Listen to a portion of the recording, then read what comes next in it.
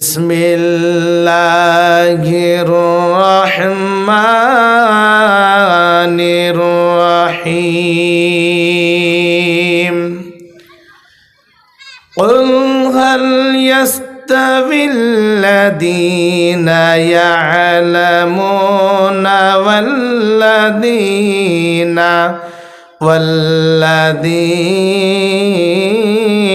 লা ইয়া'লামুন। আল্লাহ রাব্বুল আলামিন প্রিয় নবী মুহাম্মদুর রাসূলুল্লাহ সাল্লাল্লাহু আলাইহি সাল্লামকে বলেন, হে মুহাম্মদ, সারা পৃথিবীর বান্দাদেরকে শুনিয়ে দিচ্ছেন, শোনো, তোমরা কি বলতে পারবে যে একজন শিক্ষিত এবং অশিক্ষিত দুইজন কি সমান হতে পারে? এই জায়গাতে শিক্ষিত এবং অশিক্ষিতর মধ্যে পার্থক্য করেছেন যে একজন শিক্ষিত মানুষ এবং একজন অশিক্ষিত মানুষ জীবনে সমান হতে পারে না, বরাবর হতে পারে না। হে বন্ধু, শিক্ষিত কারা? এমন শিক্ষা নিতে হবে, এই জায়গাতে বলছেন যে শিক্ষাতে আল্লাহ এবং রসুলের সিফত শানা পূজা বার্তা সত্যর কথা বলে, সেই শিক্ষা নিতে হবে যারা কোরআন এবং হাদিসের সঙ্গে সঙ্গে দুনিয়াবি শিক্ষা নিয়েছেন। যে শিক্ষা ইহকাল এবং পরকাল আমাকে লাভবান করবে, আমরা পরকালে সাফল্যমণ্ডিত হতে পারব।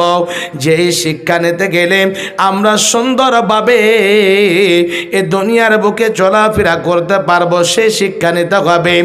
এমন শিক্ষা নিতে হবে না যে শিক্ষাতে একটা সিগনেচারে দুনিয়া শত শত মানুষের টাকা মেরে খাবে, মানুষকে এমনভাবে এমন জায়গাতে ঠেলে দেবে, এমন কাজ করবে, ওদের হাতে শরাবের বোতল উঠিয়ে দেবে, ওদের হাতে আপনার ইসমেক দারো যতগুলো নাশা দ্রব্য জিনিস আছে সমস্ত জিনিস উঠিয়ে দেবে।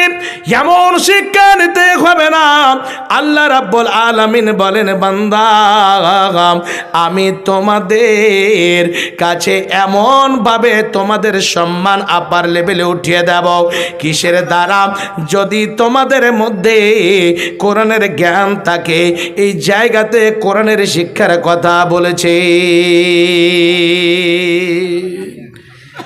আসলে একজন শিক্ষিত এবং অশিক্ষিতর মধ্যে পার্থক্য হচ্ছে ইলমের। যারা সুন্দরভাবে কোরআনের শিক্ষা নিয়েছেন, যারা হাদিসের শিক্ষা নিয়েছেন,